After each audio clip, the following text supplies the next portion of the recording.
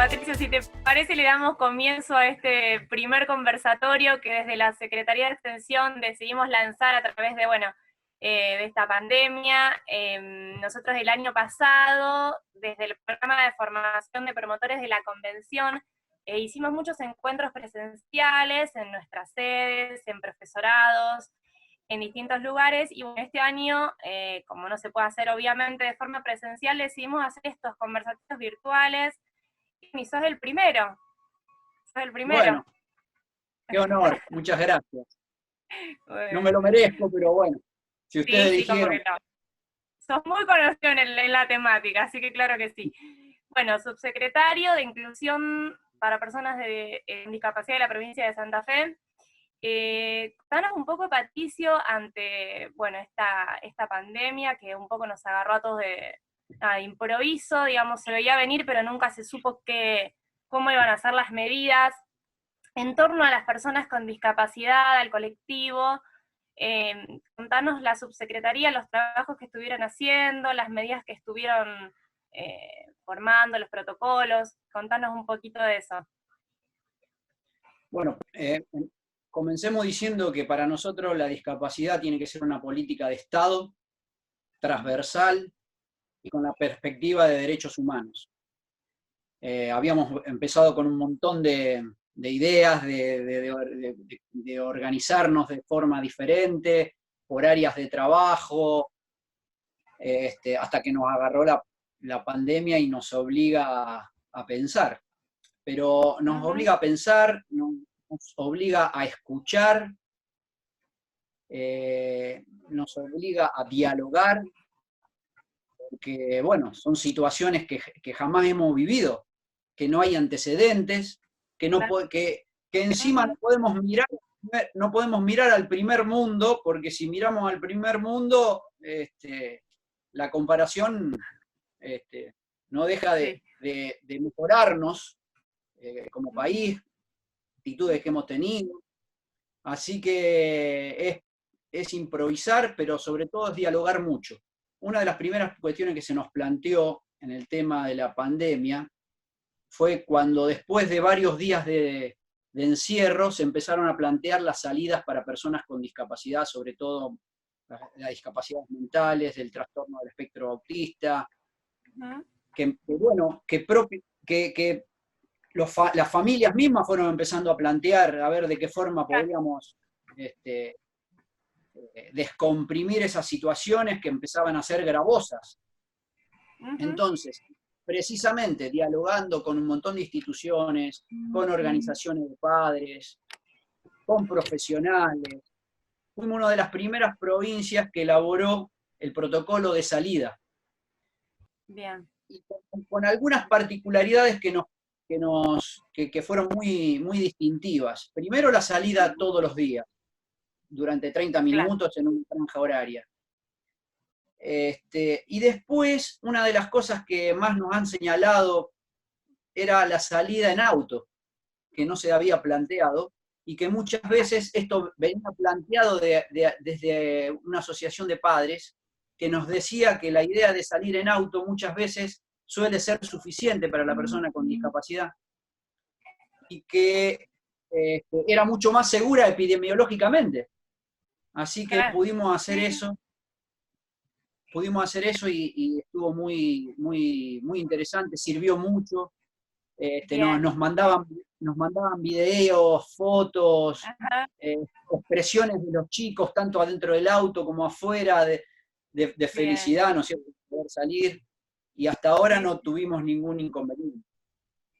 Esa fue... Bien, eso te va a preguntar los resultados. Bien.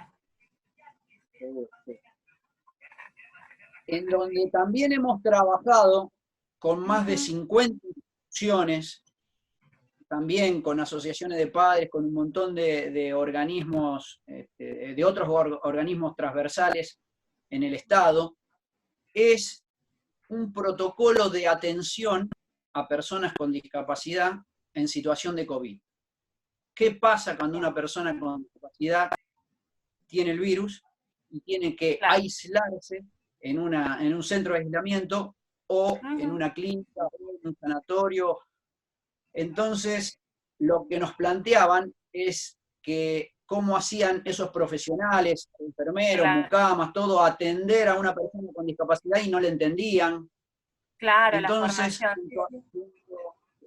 junto a un montón de instituciones hemos elaborado un protocolo muy completo, que se lo acabamos de mandar a Nación también, Bien. hasta con pictogramas que facilita la comunicación de las personas sordomudas o de las personas con discapacidad intelectual, señalando esos cuadros, cuando se tiene fiebre, cuando se tiene ganas de ir al baño, cuando se tiene ganas de irse a Sí, sí, dormir, sí. cuando tiene hambre, bueno, un montón de situaciones.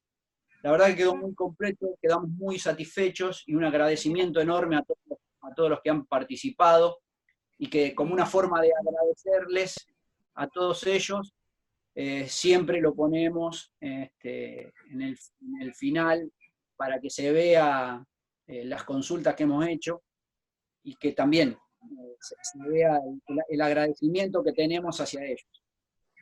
Bien, bien, bien, Patricio. En cuanto a la accesibilidad, por ejemplo, que muchas personas antes de la pandemia, mejor dicho, ya vivían esta situación de aislamiento.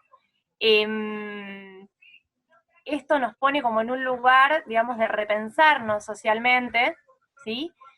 Y de pensar cuán accesible es nuestra sociedad, nuestras tecnologías, nuestra arquitectura, nuestra cultura. Esto, digamos, es digamos, una preocupación institucional de muchos, y bueno, de ustedes imagino que también.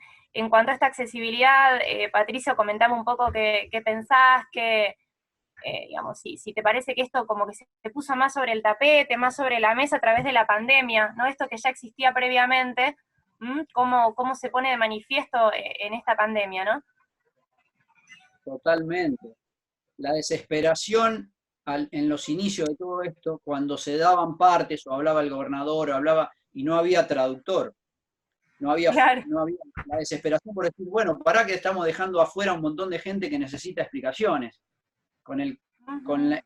lo vertiginoso que nos fuimos incorporando lenguaje de señas, subtitulados, diferentes tipos de accesibilidad en la pandemia. Hemos instalado en el comité de emergencia, que está centralizado, las 24 horas de atención a las personas sordas para que puedan comunicarse a través de videos con una Uh-huh. intérprete que a su vez le traducía a los médicos para que los médicos le puedan hacer las distintas preguntas para encuadrarla dentro de un paciente de riesgo o no de COVID. Bien, bien, bien. La verdad que, bueno, eso es un desafío muy grande, porque eso plantea la inclusión. Sí, sí, sí, sí. Y Perfecto. y está bien que nos incomode, está bien que nos presione, que nos Sí, sí. exija, porque eso es, ¿viste? Cuando uno habla de inclusión, ¿viste? Todas las actividades que se realizan en discapacidad tienen como Sí. fin último la inclusión. Pero hay que definirla la inclusión, alguna vez hay que definirla, decir, bueno, ¿qué es la inclusión? Bueno, para nosotros inclusión es la persona con discapacidad y la persona sin discapacidad juntas en cualquier ámbito, laboral, educativo, social, cultural, deportivo, en fin, eso. Y nos obliga mucho. Y Sí, sí. a veces incomoda, a veces, parafraseando otra cosa, bueno, inclusión hasta que duela. Y hay mil formas de superar esas barreras que nosotros Bien, entre todos las tenemos que pensar, si queremos hacer bien. realmente inclusión. Sí, también el compromiso, ¿no? Entre lo público, lo privado, digamos, ¿no? Ustedes poder hacer accesible esta información que es importante y que no puede dejar de existir. También el privado que se comprometa, ¿no? Esto de también poder realizar una educación inclusiva con material inclusivo, no solo para los niños, sino para los papás. Eso también es un tema, el tema de la escuela virtual, ¿no? Que se planteó a través de esta emergencia sanitaria. Sí, fíjate lo que lo que nos está planteando, una escuela virtual. ¿Cuándo lo habíamos pensado una cosa así? Claro. Y ahora nos obliga a pensarlo. Y bueno, por supuesto va a haber pruebas, errores, reacomodamientos, claro. pero bueno, es un desafío muy grande. Lo importante es estar abierto a escuchar. Para eso tenemos 2 oídos y una boca, ¿no? Como para escuchar el doble de lo que hablamos. Muy bueno. Patricio, te comento además, en torno a los medios de comunicación, ¿cómo ves que ha sido la información, digamos, ¿no? Como vos usuario de medios. Una de las primeras cosas que apenas asumimos cuando nos reuníamos así con el equipo, lo primero que decíamos, mira, tenemos que armar un manual de uso periodístico para juntar a todos los periodistas de todos los medios y para decirles cómo se trata la temática. Porque seguimos viendo a periodistas, incluso prestigiosísimos, de nivel nacional, todavía decir discapacitado. Sí. A veces parece, uno dice, bueno, pero es una cuestión de lenguaje. No, porque no existen los discapacitados, existen las personas con discapacidad. Si nosotros solamente hacemos esa corrección de decir personas con discapacidad y ponemos a la persona en primer lugar, nos vamos a dar cuenta que la perspectiva de derechos humanos tiene que ver con eso, con ver a la persona. ¿Y cuántas veces nos olvidamos de preguntarle el nombre, ¿no? Ni siquiera tiene una identidad esa persona, ¿no? El nombre Totalmente. no existe, es como que, sí.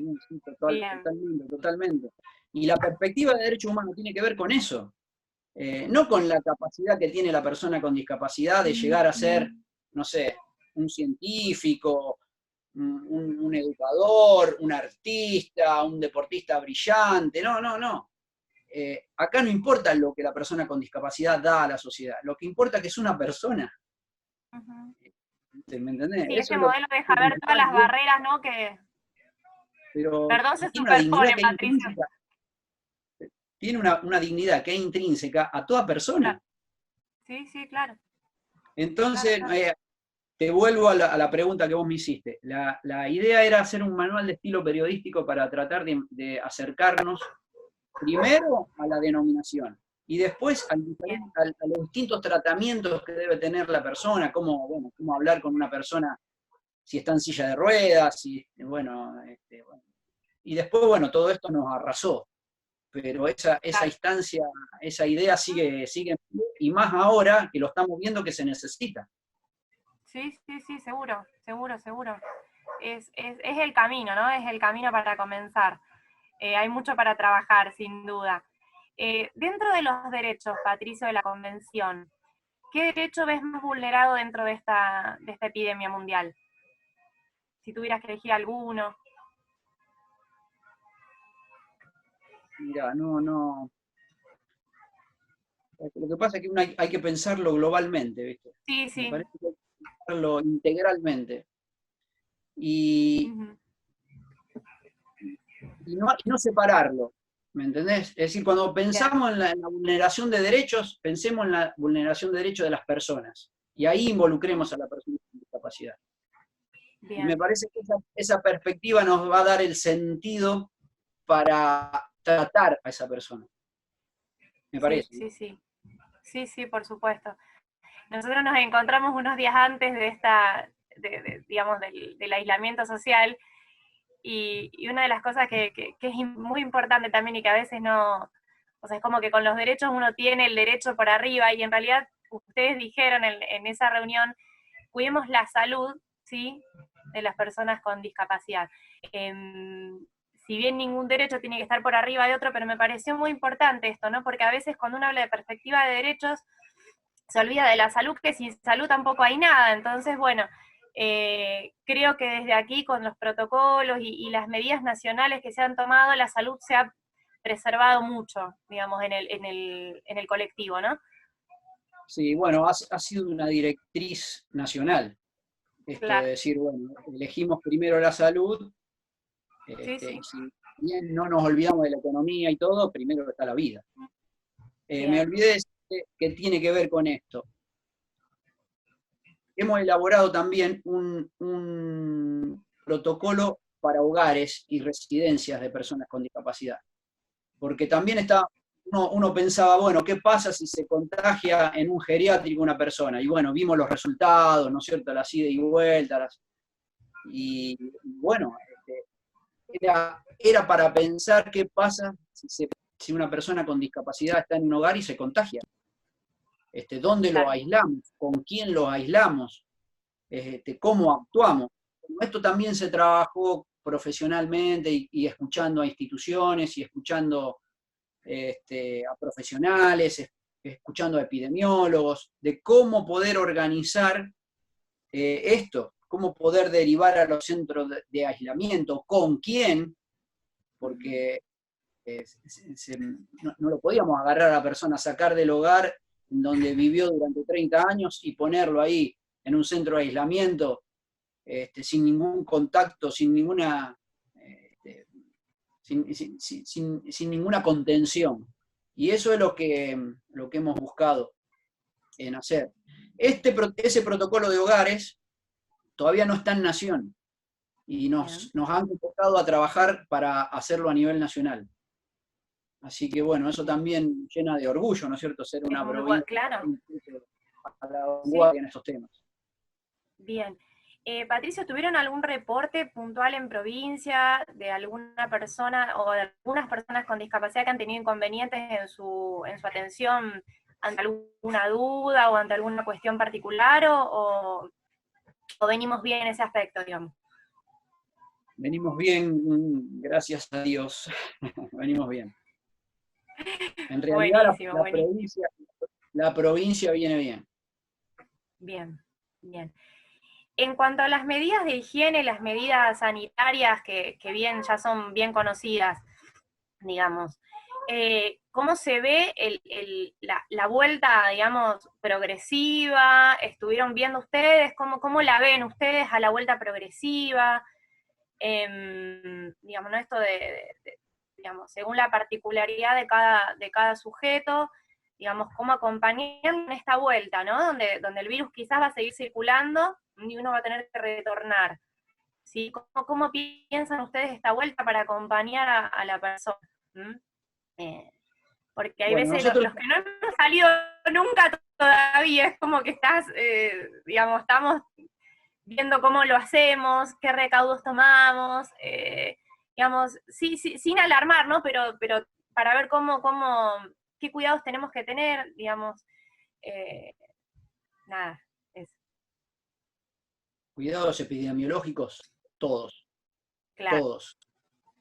Y lo que estamos viendo es esperar estos 15 días, que ya van cerca de 10 más o menos, que se va a cumplir el lunes que viene, para ver qué evolución tuvo esto en estas 2 semanas en que se abrió un poquito más el tema y ver qué se hace. Ahí estaba escuchando en la ciudad de Córdoba cómo se tuvo que retrotraer las instancias, ¿no es cierto?, después de haber abierto. Y bueno, eso sería muy frustrante. Así que es preferible ir pasito a pasito, a ver cómo podemos ir liderando determinadas actividades en lugares más chicos, en lugares que no ha tenido situación de COVID. Y todo eso está para pensarse. Bien. Y asegurarnos de que todas las personas con discapacidad, cualquiera sea su particularidad, reciban esta información de la manera accesible y pertinente, ¿no? Que eso también es importante. Estamos tratando, mirá que yo no es que soy un enemigo de los medios, sí, o de las redes. Uno no subió al tren y se quedó en el andén, ¿viste? Yo soy uno de los que se quedó. Y estoy permanentemente tratando de que las cosas se difundan por todos los medios que se pueda. Por medios convencionales y redes, y bueno. Bien, bien. Buenísimo. Mi preocupación a veces es, he visto publicidades o distintos contenidos en donde, por ejemplo, se enseña a hacer un barbijo y no está ni audio descrito, ni con subtitulado, digamos, es como que un poco esa cuestión de poder hacer las cosas bien para una población vulnerable, y a me parece que es importante y que bueno, que la Andis, por ejemplo, he visto cosas muy buenas que se han trabajado y me parece que va por ese camino, ¿no? Empezar a subtitular las cosas, a empezar a indicar y a pensar que hay una mixtura enorme de público que necesita esa información porque es importante para su salud y por lo tanto para sus otras actividades, ¿no? Sí, lo mismo el tema de barbijos. Yo estaba viendo con la Asociación de Sordos el tema de barbijos transparentes, Claro, claro, para que se pueda, para que se pueda ver lo que se dice. Y bien, mirá si desde un principio se hubiese planteado esto. claro, No solamente acá en la provincia de Santa Fe, ¿no es cierto? A nivel nacional, decir, bueno, no, mire, el barbijo tiene que ser transparente, porque si nos llegamos a encontrar con una persona sorda, claro. ¿cómo hace? Que no puede leer los labios. Sí, sí, los labios, claro, claro. Bueno, Sí, sí, sí, sí. viste, de eso se trata la inclusión. Bien, eso. Mirá si lo hubiésemos pensado de entrada y empezábamos a decir, no, mire, los barbijos no se hacen con la tela, sino más, no, tiene que tener, es decir, que nos moleste el tema de que tengamos que buscar una cosa transparente que nos deje libre la boca. Bien, bien. Otro, que nos podamos encontrar con un otro que no nos puede escuchar, pero sí nos puede leer los labios. Mirá si hubiese sido eso desde un principio, ¿no es cierto? Y no ahora, Claro. 50 o 60 días después, decir, che, a ver si podemos poner algo. De eso Es se que trata. justamente esto pone sobre la mesa un montón de cuestiones que digamos, que es un compromiso, digamos, social y de todo, porque entre las asociaciones o las instituciones que trabajamos en discapacidad, nos tenemos desde ya que unir y hacer un trabajo interdisciplinario, pero tampoco sabíamos lo que se venía, ¿no? Esto un poco pone en evidencia lo que falta en accesibilidad, ¿no? Que me parece importante poder trabajarlo juntos desde ya. Totalmente. Bueno, Patricio, ¿querés agregar algo? Para mí ha sido un placer muy grande que seas el primero de estos conversatorios. Si querés decir la página de la provincia, que ustedes van a ir subiendo seguramente ahí los nuevos avances y las nuevas medidas, para que la gente pueda ingresar y pueda informarse. Mirá, en el Facebook de la subsecretaría. Perfecto. Buenísimo, Este, buenísimo. bueno, y quizá en otra oportunidad podemos hablar de cómo nos habíamos organizado por áreas de trabajo que son muy importantes, sobre todo porque todas las temáticas con discapacidad eran de alguna manera importantes, ¿no es cierto? Educación, Bien. salud. ¿Querés Bueno, comentarnos esto de las áreas? Sí, no, es importante porque Bien. apenas nosotros llegábamos, decíamos, bueno, ¿cómo nos organizamos trabajando? Y por áreas de trabajo, porque había cosas que son impostergables. ¿Cómo no íbamos a tener un área de acompañamiento a las personas con discapacidad en situación de violencia o abuso sexual? Que cada vez estaban más visibilizadas. Teníamos que tener. Y tendríamos que tener la persona dentro de la misma subsecretaría que se interesaba en el tema. Claro. Así que así organizamos, y así fuimos organizando área por área. ¿Cómo no íbamos a tener un área dedicada a la educación y a la inclusión? Bien. En ese camino tortuoso que tiene cada familia que quiere que su hijo vaya a una escuela común. Sí, sí. Acompañando, y bueno, teniendo perspectiva propia en eso. ¿Cómo no íbamos a tener un área dedicada a los derechos? Bien. A tener a alguien que asesore. Qué interesante esto de los derechos, ¿no? Cómo incorporar esta perspectiva de derechos en estas oficinas y en toda institución, ¿no? Me parece sumamente importante. Ya tenemos una convención hace 12 años y muchos profesionales o muchos no la conocen y no conocen sobre todo su perspectiva, ¿no? ¿Sabés que con respecto a las convenciones, es decir, cuántas convenciones, leyes y todo hacen falta para una cosa tan simple que es respetar los derechos humanos, como cualquiera? ¿Viste? Sí, sí.